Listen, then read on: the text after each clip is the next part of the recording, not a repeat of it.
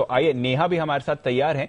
और अनिल जी, ये इंटरेस्टिंग खबरें नेहा हमारे साथ लेकर आ रही हैं। कमोडिटी बाजार में क्यों आपको ध्यान रखना जरूरी है? रशिया और यूक्रेन दोनों की कितनी अहमियत है जहां तक इंपॉर्टेंट कमोडिटीज का सवाल है, और आज जो आप बड़ा उछाल देख रहे हैं, क्या ये आगे और बढ़ सकता है?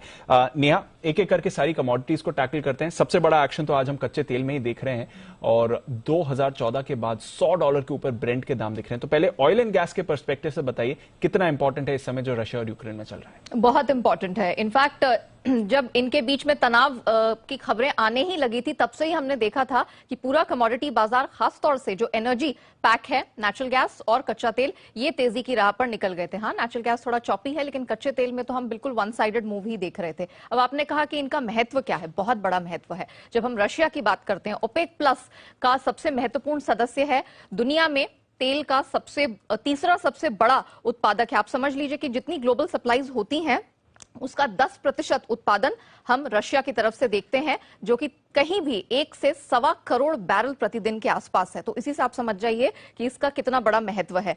अब ये भी जान लीजिए कि एक्सपोर्ट डेली का 50 लाख बैरल के आसपास का इनका डेली का एक्सपोर्ट है। अब अगर नेचुरल गैस की बात करते हैं, यूरोप के लिए सबसे महत्वपूर्ण है, क्योंकि यूरोप की जो रिक्वायरमेंट है, उसका 40 से 50% जो गैस है, वो रशिया ही इन्हें प्रोवाइड करता है। तो ये एक सबसे महत्वपूर्ण बात है, और रशिया के पास दुनिया का सबसे बड़ा गैस का भंडार भी है। तो आप इसी से समझ सकते हैं कि तेल और गैस के मार्केट में ये रशिया और यूक्रेन के बीच में जो युद्ध हो रहा है, वो कितना महत्वपूर्ण है। और जितने एक्सपर्ट से हमने आज बात की, उनका यही कहना है कि जब तक ये युद्ध सुलझेगा नहीं, और अगर सैंक्शंस और ज्यादा यहां से स्टीप होते चले जाते हैं, तब कीमतें ऊपर की तरफ ही यहां से जाने वाली है। बिल्कुल, तो और ऊपर जाने का डर बन रहा है। $120 तक के अनुमान कुछ ग्लोबल ब्रोकरेज ने यहां पर डाले हैं। मेटल्स में भी हम देख रहे हैं एल्यूमिनियम रिकॉर्ड हाई पर। इतना प्रोडक्शन होता है रशिया में एल्यूमिनियम? बिल्कुल होता है। इनफैक्ट अगर दुनिया के प्रोड्यूसर्स में से देखा जाए, तो सिर्फ एल्यूमिनियम ही नहीं, निकिल,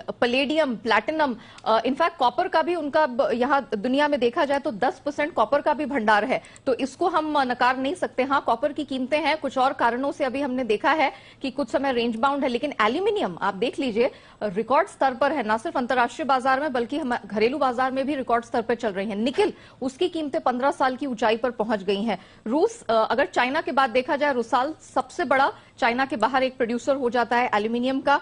आप निकिल की बात कर लें, नॉर्ड निकल की तरफ सब देखते हैं, जब कभी भी हम निकिल की प्रोडक्शन की, वहां से सप्लाईज की बात करते हैं, रूस निकिल, पलेडियम, प्लैटिनम सबका बहुत बड़ा उत्पादक है। और जब तक ये दिक्कतें चलती रहेंगी, तब तक एक्सपर्ट्स मानते हैं कि यहां से मेटल की कीमतें तो ऊपर ही जाने वाली हैं। तो ये डर बन रहा है, मेटल्स की कीमतें और बढ़ सकती हैं, और कमोडिटी में बड़ा उछाल पछाल है।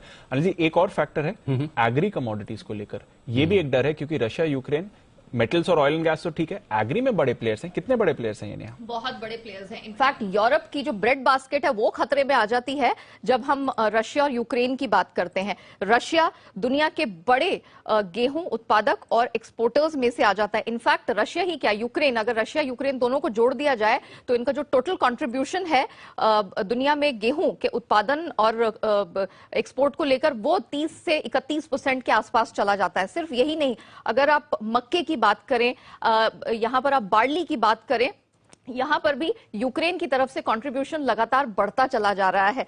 इनफैक्ट सूरजमुखी तेल, यूक्रेन सबसे बड़ा दुनिया का प्रोड्यूसर है, एक्सपोर्टर, और भारत के लिहाज से भी महत्वपूर्ण है, क्योंकि भारत जो सनफ्लावर ऑयल यहां पर इंपोर्ट करता है, आप समझ लीजिए 70% से अधिक की जो रिक्वायरमेंट है, वो यूक्रेन पूरी करता है। 20% रशिया से होती है, 10% अर्जेंटीना से। तो उस लिहाज से बहुत महत्वपूर्ण है। इनफैक्ट मैं आपको ये भी बता दूं कि ये जो कॉन्फ्लिक्ट हुआ, उसके चलते सीबॉर्ड पर जो गेहूं है, उसकी कीमतें इस साल अब तक 12% भाग गई हैं, 9.5 साल की ऊंचाई पर है। और अगर मक्के की बात करें, तो इसकी कीमतें भी 8 महीने की ऊंचाई पर है, और इस साल अब तक 14.5% भाग चुकी हैं। ओके, तो ये है आपके लिए सारे के सारे एग्री कमोडिटी।